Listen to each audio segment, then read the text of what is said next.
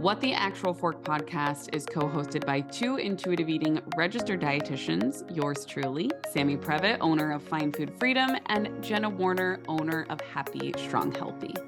We can't stand diet culture bullshit and love keeping it real. Our mission is for all humans to believe that they are made for so much more than chasing a smaller body.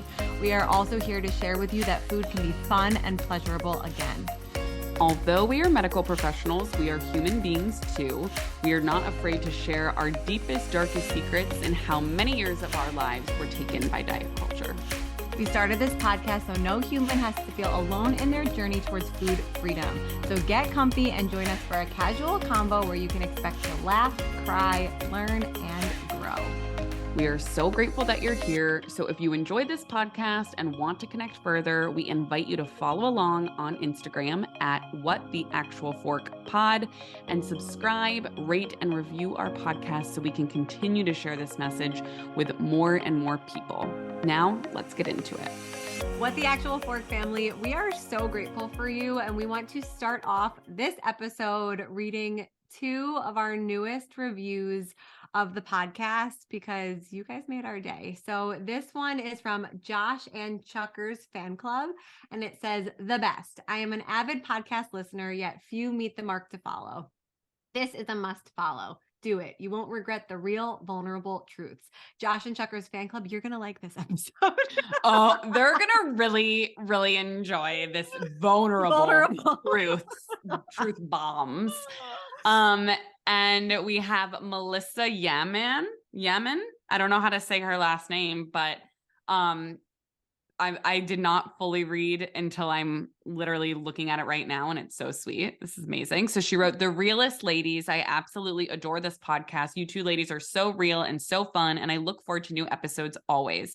I'm a grad student and almost RD, and I love how fun you guys make these topics. I love seeing people's personalities shine through their work, and I feel like I know both of you from this pod. My only suggestion is that I would love to hear," this makes me laugh, "more personal moments from you guys because I just love ya." We got you covered, Melissa. We got you covered, Melissa. And thank you so much for listening. And, you know, it's so funny because I feel like, Jenna, you and I have evolved so much on this journey. And like, we wouldn't share the personal stuff because we're like, people don't want to hear that. Like, Right. They want to hear these topics within intuitive eating, you know, food, movement, body image, which we will always do and show up for.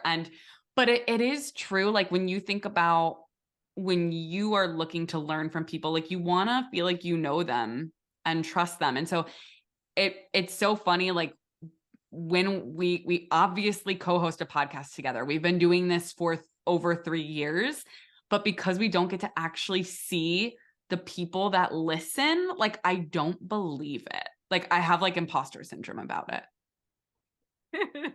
I know. And sometimes it feels like, I think vulnerable is the perfect word. Like it feels scary to share things like I share in this episode about my postpartum just feelings and journeys. Oh my God, there's a swarm of deer on my front lawn right now. But it feels vulnerable to share some of those things in a way that I've never shared before. But I know in my heart that we are helping people by sharing these truths. And that is all I need to continue to do so. Yes. I feel like we've always, we've started this podcast saying like we're dietitian besties, which is so true. But I feel like we're also now entering this like big sis era where we like, as we continue to have more lived experience in our lives, we are just going to share that. So all of our listeners, which feel like family, can hopefully learn from our lived experiences and know things that we wish so badly that we knew before going through it. Especially for those of you that have been with us since the beginning and like you're growing up with us. So yeah. And those of you that are just joining, welcome, but it's just so beautiful. So thank you guys so much. You have no idea how much these reviews mean to us. Like we always say, we read every single one. And if you're up for it, we would love to read more. Yes. And hopefully we'll be reading your review next week. So thank you guys so much.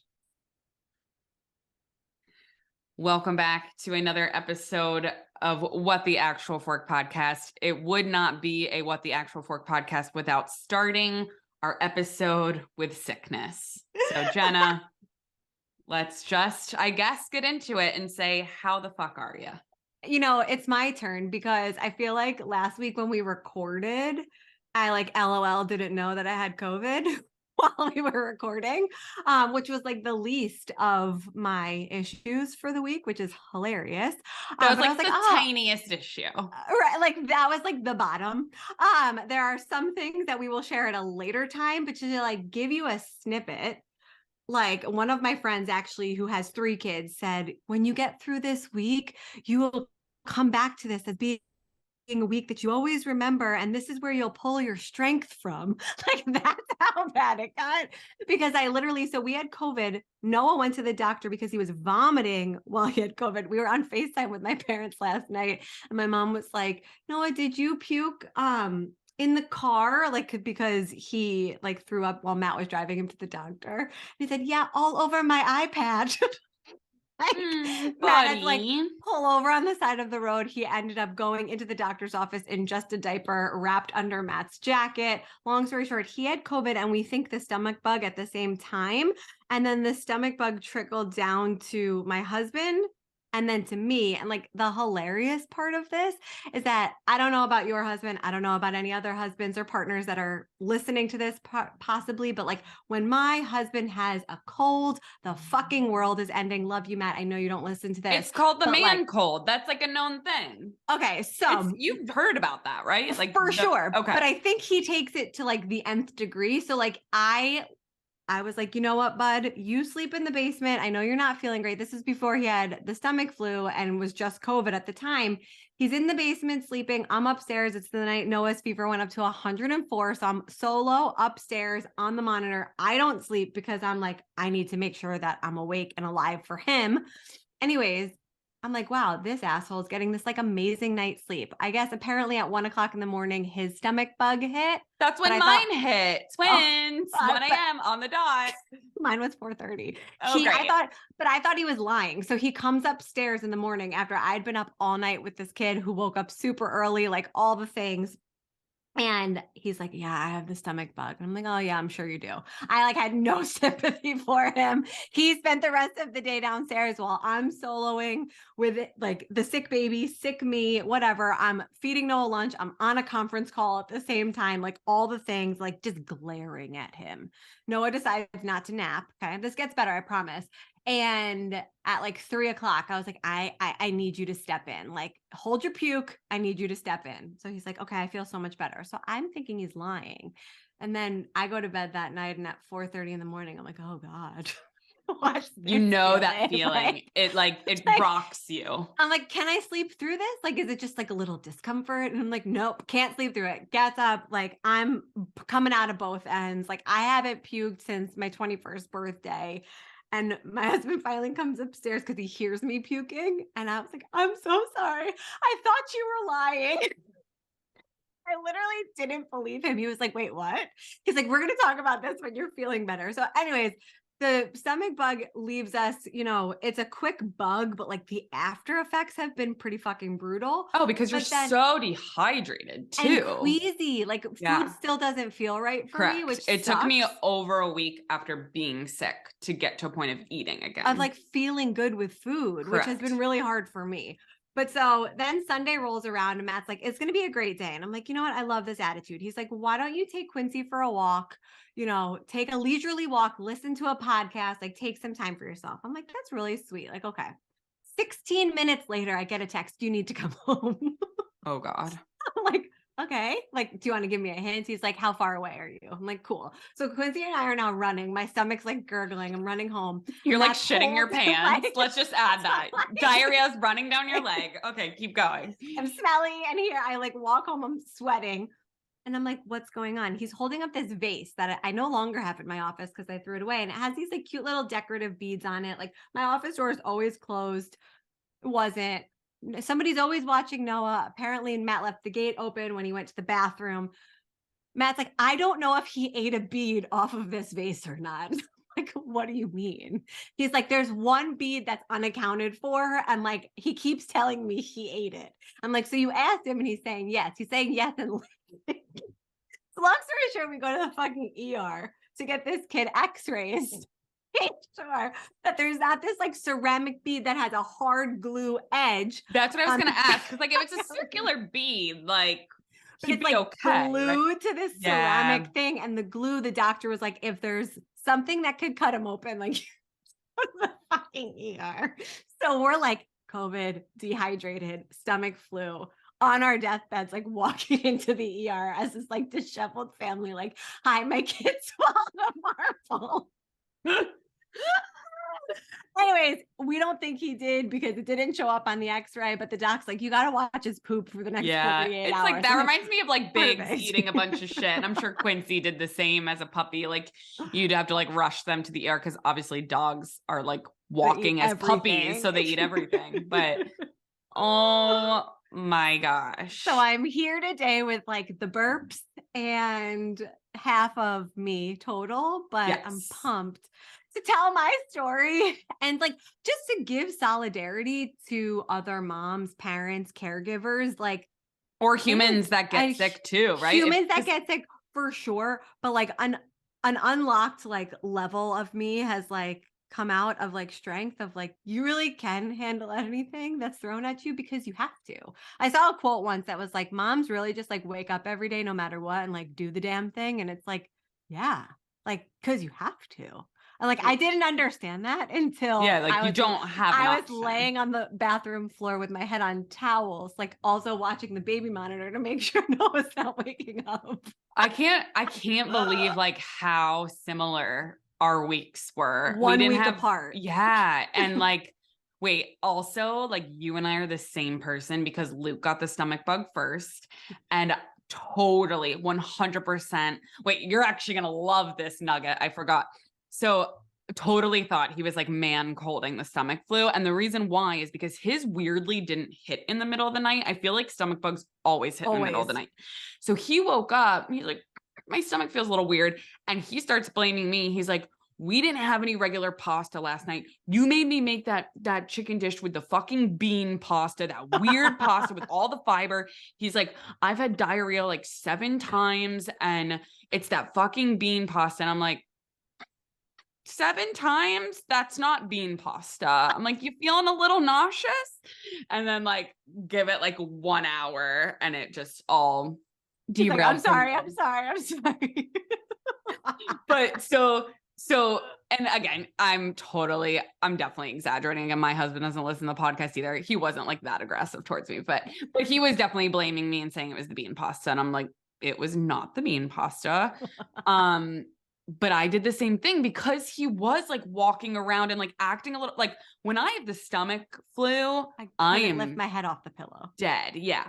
And so I like didn't believe him until then I got sick and I was like, I am very sorry. Like I was like very annoyed with you. But like also he was like sitting in the family room, like watching shows on Netflix and I couldn't like get out of a dark room and it had to be completely quiet. So I'm like, maybe we're just different.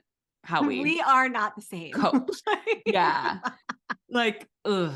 But like Matt like emerged like shirtless from the basement, like all disheveled looking, but was like, I'm gonna have some tea. I'm like, really? Like you can put something in you right now? Like give me a break. That is something that I feel like I think it was Sean Johnson. I love her and her husband like on TikTok. And she said it's something totally unrelated, but something like, when I became a mother, like I focused all my energy on being a good mother, not a good wife. I feel like I said that to Luke. I was like, is this me? But like, because you only have so much empathy and before what we could hold for our partners, I feel like it's like all for our children. And especially when you juggle like being a full-time working mother and parent, but also like being the primary caregiver for so long when you're breastfeeding or like when you grew the baby, birthed it out, recovered from it. Like, it's like, I've done more work than you. I know, but like we have to give our husbands credit too and our partners because they're like they I truly know. are. I can't obviously speak for Matt, but I know No, him he pretty is. well, and he seems amazing. And I said that to Luke, like, I cannot imagine being in a marriage where like he was the air quotes babysitter. Like you see that all the time where like the dads are like a babysitter, not a Mm, father, like not a parent. yes. And so like I can't imagine being in a marriage and having a child without a co-parent. Mm. Um So, ugh. yes. You know, while we're on this postpartum topic, somebody asked me, I did like a question box yesterday on my Instagram, and they asked me this like tough, thought provoking question that was like, now that Noah's 2, it was like, how are you feeling emotionally, with your son like entering true toddler years and like leaving like the baby years behind? Like, are you grieving that? Are you happy? Are you like whatever? And it was like, I'd love to hear your perspective since you're very much in the baby stage right now. And I know your postpartum journey and mine are same but different. Mhm. But for me, my response was like, it's so interesting because I was so postpartum depressed, anxious, angry, like all Mhm. of the things in those days, weeks, months that like I feel like I didn't let myself be fully present to enjoy the aspects of newborn baby postpartum life that now like I have plenty of work to do, but now like I'm making more conscious efforts to like when I am with Noah and like not distracted with work and like when it's my day or my time or like my after work before work moments with him, like actually being present and like enjoying and teaching and parenting and mothering versus just like surviving. And I think if we get the opportunity to do it again, like that will be something that is a very pure focus of mine Mhm. because it's not that I neglected it, I just like mentally couldn't, I think. And like you Mhm. don't know what you don't know, right? Like I Yes. didn't know And with your first how fast. child, like so much of, and I remember when you came down for my baby shower, like right before Sienna was born, and you and Matt were like giving us, unfiltered parenting advice. Like At you, dinner. yes. And like you just, when you're a first time parent, like you said, you don't know what you don't know. And it's very, very, very difficult to like be peaceful and like present when you don't know if they're like making a dinosaur noise or dying. Like Right. it like that doesn't come easy. No. So I totally agree with you, like on so many levels, like how hard it is. And like you said a couple minutes ago, like depending on, you know, everyone's own individual birth story, like you are healing from one of the most traumatic things, like a beautiful thing, but a very traumatic life event. And no matter what your birth story is, it's trauma. Like there is a Oh yeah. human being exiting your body, and then Exiting you a be hole that's only supposed to be like this big and and it then you be becomes this big. yes, or like right, or if you have C-section, whether it's Right. emergency or planned, you're ripping open 7 layers of abdominal muscles. Like it is trauma, and I'm not saying that to scare anybody, No. but it's the truth. And so like I was scrolling on my phone the other day, like I didn't realize how I am still like there's a lot of trauma. So I did an unmedicated birth. We could save that story for another day. But that like I saw a video, like I'll go back and I'll look at, videos of Sienna when she was like making her little noises, like the first couple weeks of life. And I scrolled just a little too far to like a video right when she was placed on my chest. And like, I'm like naked, there's blood everywhere. Like, I am like shaking and like the things I'm like saying, I'm like, I haven't seen this video. Like, I've never watched this. And it like really took me back. And I was like, wow, I didn't realize how much I haven't like processed that event still. So sorry to totally take this another direction, but that's Well, like let's what's just coming keep up for me. going. Like, and Like yeah, I mean, it's so real. The unmedicated part, you are my hero. Hero. every single person that gives birth, no matter how the fuck they do it, is a hero. I will say that. Correct. Drugs, Correct. no drugs, C-section, vaginal, I don't give a fuck. Like birth is wild. It really is. It And really like is. Luke gets so annoyed with me. I swear I say it every day, Jenna. Maybe I'll just start texting you because he doesn't validate me. I'll like look at Sienna and I'm like, she came out of me. I don't get it. And I still say it every day and I just stare at her and I don't know if like the bigger she gets, the less I'll believe it because it's No. like more and more of a human versus like this little like baby potato. So I don't know. I just think that women are so fucking badass and like birth is wild. It We need to really have is. we should have my doula on here. Oh, let's do that because honestly, there's so many things that I think people need to know that isn't talked about. And I would love Oh to my have God. that conversation. And I love like so many of my friends are getting pregnant right now. I have like 4 that are pregnant and some new, some not. And but the newer moms, like the first time moms, like they're like, do you mind like telling me about your experience with your doula or like what you're like? I love talking about that because again, it's like I did so much research and took birthing classes and did all this because like I didn't know and I wanted to know as much as I could going into that to try to create a safe environment, which was a very safe environment. Aw, Um, so I would love to do that. I would love that too. And then can we also get a toddler specialist because Let's this get big little feelings, yeah, oh right? God, I would if you're listening to this, if anybody knows Oh them, my God, I've they taken would be their class. amazing. I've taken their classes. They're amazing because Noah's in this phase right now where I've read about it and it's super normal. So if any toddler parents are listening, but and can relate to it, but like toddlers want to control everything and you obviously Correct. control pretty much every aspect of their day. And sometimes they'll like pick a parent as like the one that they want as their form of control because typically that will work. But like Okay. no, Noah takes it to like the nth degree and he's like really just like needles through your heart when like he wants Matt. Like, no, like mommy. And I'm like, I fucking grew you inside this body. Like, what do you mean? No, like mommy. Like, I don't handle it well because it's so mean and hurtful. Well, it's And so that's like, easy to be dysregulated by right? them, you That's know? like, he doesn't mean it. I'm like, easy for you to say. He's not saying no, like daddy. Like, it's so wild. Toddlers are so wild. That's my tip of the day.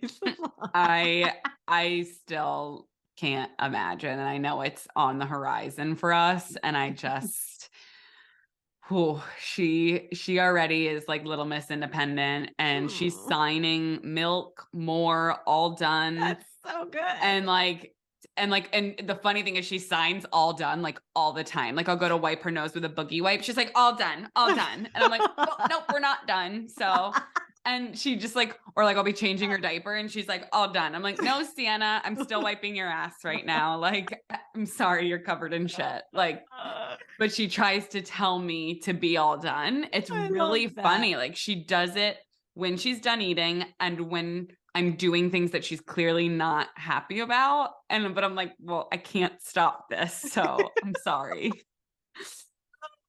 Oh, that makes me so like so happy. That's so sweet. She's hilarious. But Well, I wanna get into the things that we off yes. air we're going to talk about, which is very like us. So I mentioned to you that Yes. I, started and last week's episode I talked a little bit about this on the solo like intro. But I have started dabbling with like going back to group fitness classes.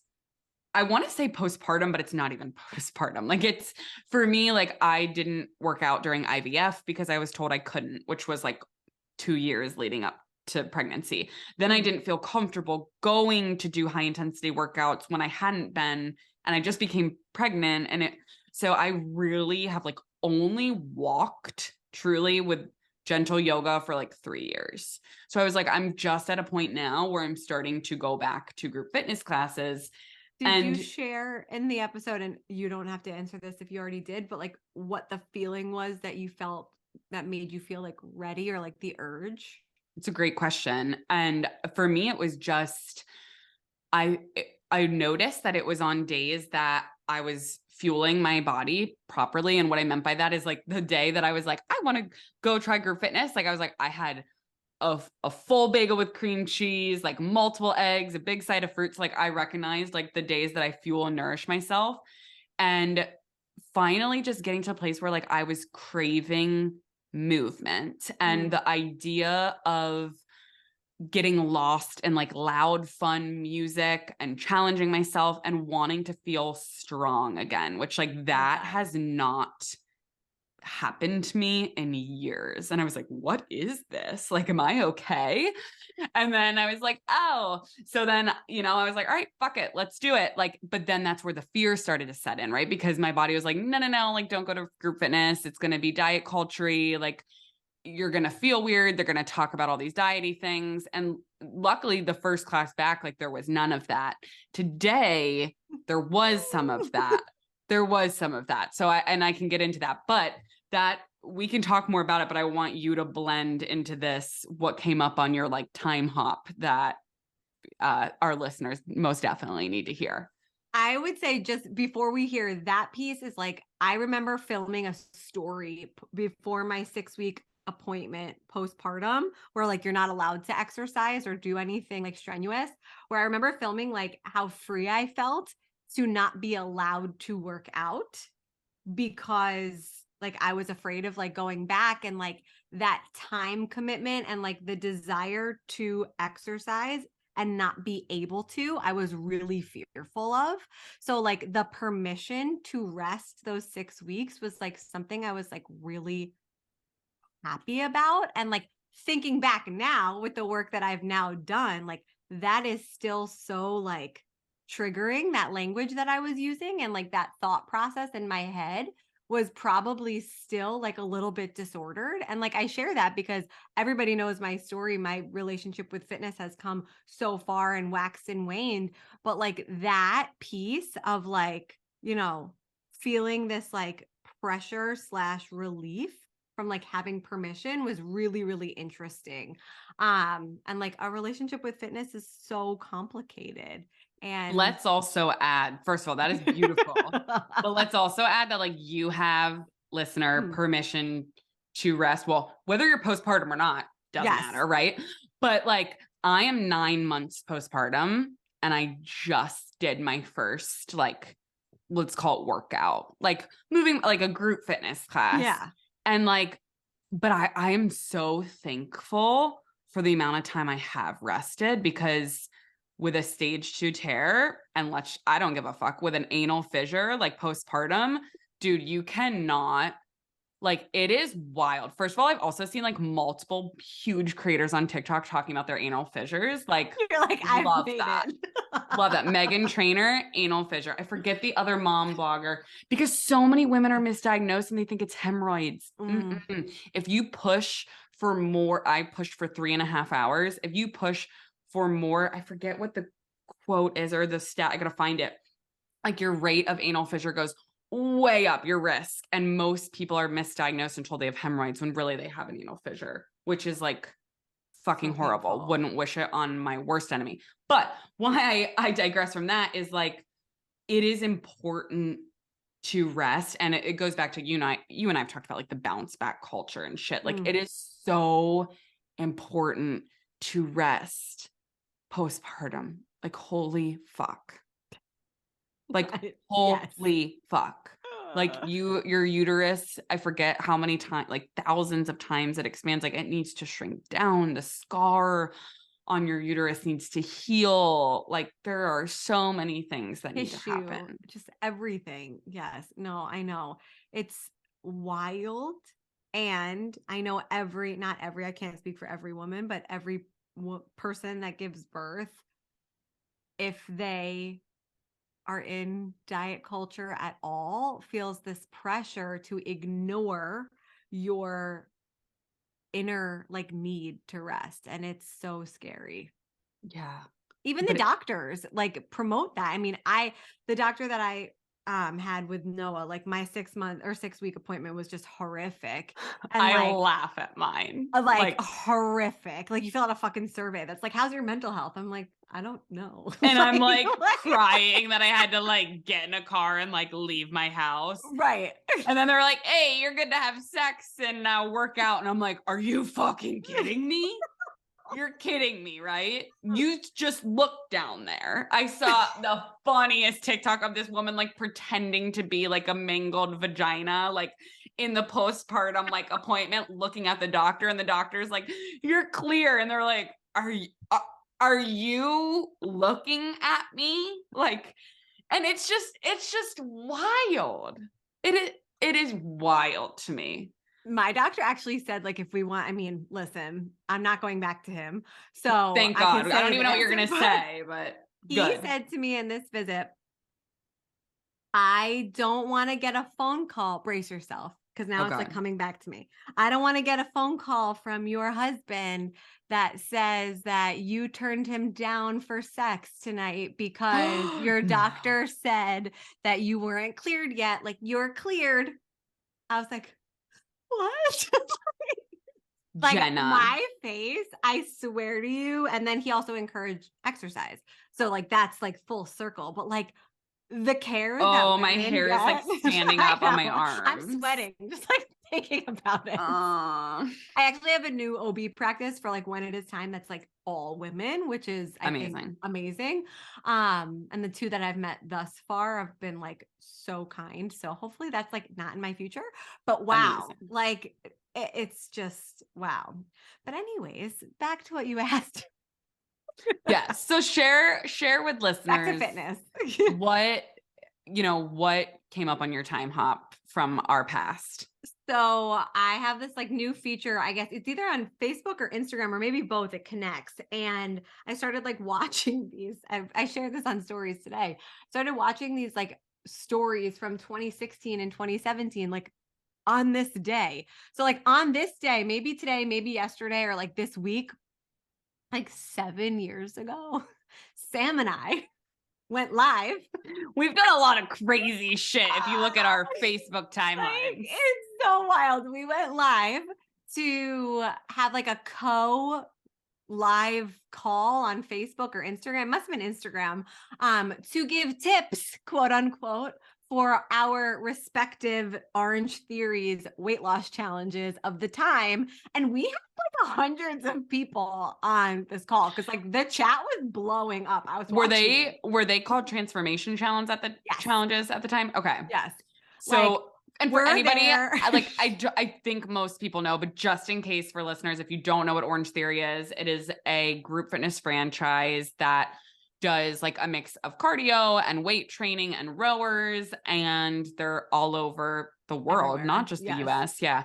A And huge franchise. yep, 1 hour high intensity workouts. And a big thing that they do, like most diet culture places, are transformation challenges, trying to heavy air quotes, motivate people to come to classes more, to sign up more. And then winners get like thousands, like lots of money, right? Lots of money. And based on your weight loss.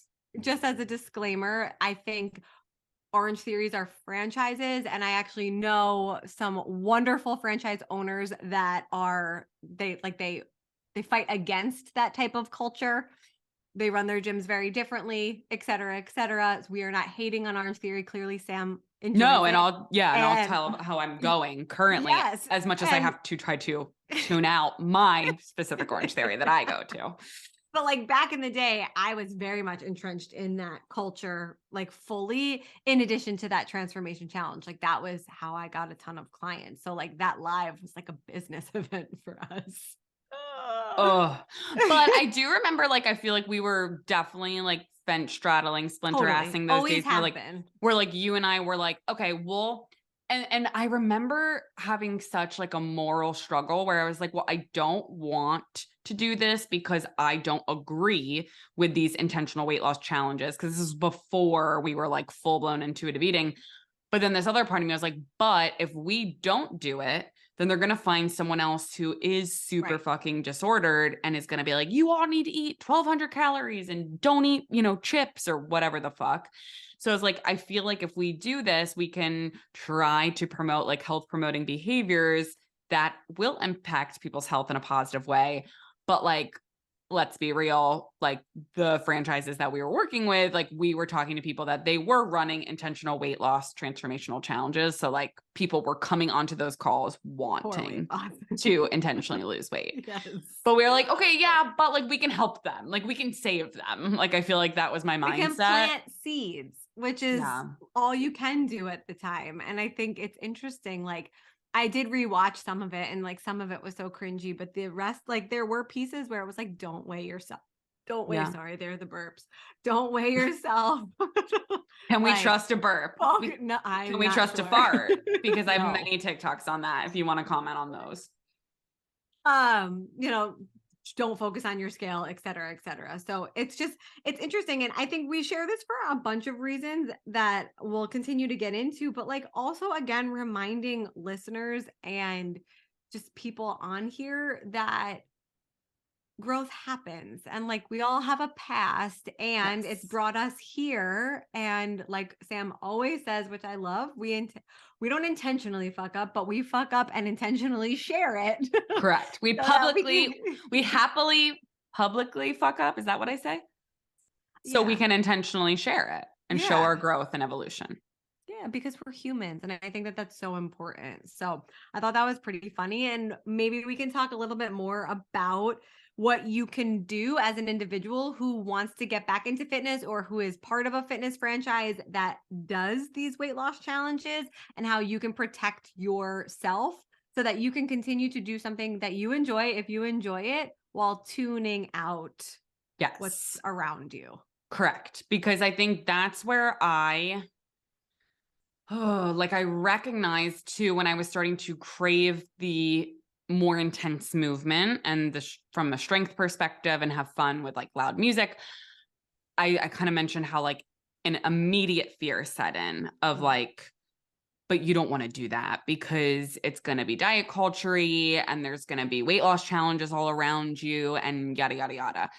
And you might hear some people that would be like, yeah, you shouldn't go there because they are promoting a lot of diet culture bullshit. And to an extent, I do agree with that. But there's this part of me that I feel like the reason I decided to go there, one, it's 4 minutes from my house. So convenience is everything these days. Yes. Two, I really do love like the layout of their workout and the variety that you get. And three, like the loud music is like a big one for me. I feel like it's like a party. So I think for some people listening, they might be at a place where it's like they could never walk into an Orange Theory right now because those triggers would be so dangerous and so detrimental to their journey that it would set them back a million times over. And I know that I had many times where I walked into an Orange Theory when I shouldn't have, and it definitely was detrimental. Nervous system like reacts. Yeah. Yes. And so, but now at the point that I'm at, which I want to make it very clear that I have rested for a very long time. I'm talking like years. I had to rest and get away from like, and have permission to do it. When you talked about that permission. But now like today, this morning I went and, you know, you're stretching at the end and they make their little announcements and they're like, everybody like do your in-body scan to get your body fat percentage and your weight, like it has to be in by this day for the transformation challenge to be accurate. And I'm just like, take a deep breath. Take a deep breath. Don't listen. You don't, you know, and I preach that all the time on social media. How many times you hear me say that? Like, if they're not reachable or teachable, if they don't want to hear what you have to say, like, don't expend your mental energy. So I've really tried to channel that and allow myself to show up and enjoy what I like about it. And like, I don't wear the heart rate monitor. Today I didn't even wear my Apple Watch. Like I had no idea where my heart rate was because that's like their whole thing. And like, but it was fun. Like she was blasting this like Taylor Swift, like EDM song. And I was like singing it while I was running. And I was like, and I was like, I look like such a fucking idiot to everyone else, but I was like, I'm having fun. Like and I like was really trying to be present and do that. And so I think it's my first tip, very long-winded way to get there, is get really honest with yourself because only you know what triggers you can kind of handle at this point. And it's okay if you go and you're like, oh, nope, that was too much for me. Because there are trainers that are weight inclusive, weight neutral, Yes. Create a safe environment. They are very few and far between, but you can try to find that. But if you can't and you want to go to one of these classes, don't let diet culture take that joy away from you. And I was letting diet culture do that. I was letting the fear override my desire for definitely a few months now. That was so well said. Like, you hit so many more than just one point in that. And like, thank you for all of that. And I think what I would add, and I'm currently part of a gym, and we even work with this gym that has, transformation type challenges, but they also, like, within those challenges, like, they're not they sometimes are weight focused, but a lot of them are like beat your own personal record focus. So like there's different machinery where like you can see like what your 6-minute run is or your 6-minute ski or like whatever it is. So you can challenge yourself, which I think is really cool. And they've really tried to step away from like that weight focus. And I don't know if it's just because people know who I am. And so like they don't make those comments in the classes that I'm in, but trying to appease you so you don't right? blast them on social so media. I don't go on to TikTok as soon as I leave. Or that's just like the way that they are. But like, just to reiterate, like there are those people around. But another thing that you can do if you are ready for this type of experience and you feel comfortable and like excited about fitness again, the managers in the gyms, like if you find a good gym and you do like the tour or, a free class or a trial or whatever it is before you join the actual facility, like you can ask those questions to the staff, right? And just like put up a boundary from the start that's like, I'm not really into like the weight loss challenges, stuff like that. Do you guys participate in them? And if you do, like, does the whole gym do it? Is it like a one-off? Is it once a month, once a year? Whatever it is, just so you can have like a better idea of what you're getting yourself into so that you can really see what the culture is for the facility. Like, ask, do you guys work with a dietitian? And then maybe look up that dietitian. Like if you walk into the gym that I'm a part of, like my sign is up and you'll look at my page and I'm like, I don't support weight loss. So maybe that would make somebody feel more comfortable. So I think that, flexing your ability to set your boundaries from the start is also something that's like super empowering and possible.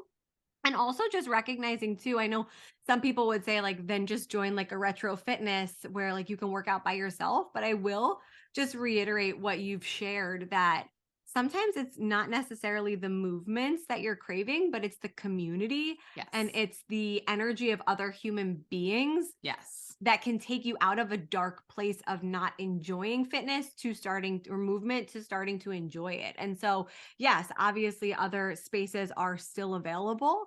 But sometimes like being on autopilot, not thinking, having somebody think for you as far as what movements you're supposed to be doing and being around other people's energy is like so important. So like speed date with some gyms in your area and see which one feels best to you. I love that point that you just made. And I think I've shared a few TikToks on this recently, how I've really recognized how, although I am so grateful for my work situation and working from home and the virtual, capabilities, like I am so isolated. I do not leave my home. I definitely have social anxiety. I don't know if it's something I'm just recognizing this past year or if it's post-COVID or whatever. But like, I am very happy not leaving my house. Like, I do not need to leave my house ever. And when we do, we contract norovirus and COVID. So that's a joke, but not really. So not really though. So like, totally agree with that, of like just needing like energy of other human beings and like social interaction and like challenging myself in that way, even of just showing up, I think is so important. And then I did want to go back only because you know how people can misconstrue things, how you had said, if people look at my site, they'll see like, I don't support weight loss. And I know what you meant, that you don't support intentional weight loss, but you know that things get misconstrued. Thank you. Double clarification is always necessary. Yes, but I'm actually really glad you said it, because I know before we weight neutral. Correct.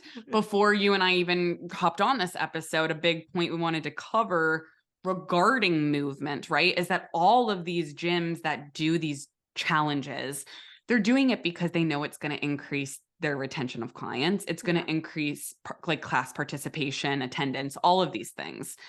And we as intuitive eating dietitians are anti-intentional weight loss. If somebody goes and a great episode we could point our listeners to is the one with Britt. Why am I totally blanking on her last name? Our Doc amazing Brit Fit. No. Brittany from Oh, TikTok. Lancaster. Thank you. What the hell? Total mom moment. So she did such a great job of explaining her love for movement and coming back into movement and how her body is changing. And so many comments she was getting from her community being like, are you sick again? You look sick. Like her body, she was not intentionally trying to shapeshift her body, but the movement did affect how her body looked. And so if you go to a gym, if you increase your movement that you enjoy, whatever it is, have behavior modifications that feel physically, mentally, and emotionally pleasant, and your body unintentionally changes a size. As intuitive eating dietitians, we are not anti-you. Like we are not anti your body changing. We just don't support people intentionally restricting, binging on exercise and trying to intentionally shrink their body. So I think that's where like this conversation with movement is so nuanced. And so that's why we're so anti these transformation challenges, because you don't need to intentionally shrink your fucking body. You could just go to this place and enjoy the workouts and enjoy the movement in the community. And you'll also often find too that people will up the amount that they exercise during those challenge times. Increase risk of injury. To reach this outcome that once the challenge is over and you go back to what is a more like sustainable fitness load for you and your schedule without like this goal of the money or whatever else, the results, quote, heavy air quotes, that you achieved, they go away because it wasn't a sustainable way to achieve them. So it's like, you really have to start thinking about like the intention behind your choices. Why are you going there? And recognizing the benefits of movement that are outside of what you've been conditioned to believe is a benefit of movement. And one of the coolest ones, I don't know if I've said this already on here, I've said it so many places, but one of the coolest stats that I've recently read is that like people who engage in regular safe movement practices have a decreased risk of falling when they're elderly or when they're older, and an increased opportunity to be able to get themselves up from a fall when they have ultimately fallen, because that's going to happen as we age. 100%. And that is one of my biggest fears with I have one living grandparent left, and like she, knock on wood, is like so strong, and she did walk her entire life of the golf course. But my grandmother, who passed away a few years ago, never moved a day in her life, really. Like, I love you, Nana, but I don't think you did. And she fell often and broke every bone when she did fall, like many, many, many bones. Mm-hmm. And it made the end of her life so much more challenging. So if you can start to open up your mindset and your eyes to like the true benefits of moving your body in a healthy and safe way that feels right for you, for your 80s, your 70s, your 90s, your hundreds, like to have a better quality of life towards the end portion of your life, like that to me is not motivation, but like the intention that I am chasing, if that's the right word. Like that's Absolutely. so powerful. Absolutely. I couldn't agree more. And that's such a beautiful motivation. And like, again, look at that intention versus like, I'm coming here because I want to burn calories and shrink my body. Like, and listener, only you know what your intentions are. Yes, and true so intention. yes. And so it's really important to ask yourself those questions before virtual journal. Virtual journal. What are your intentions behind movement? 100%.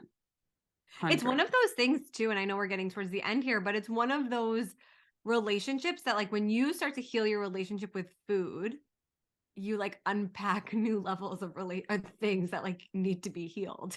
Like movement is not typically why people like come to work with us privately or our teams privately, but like it's always there as Oh my a gosh, piece yeah. of the puzzle that is just like not touched.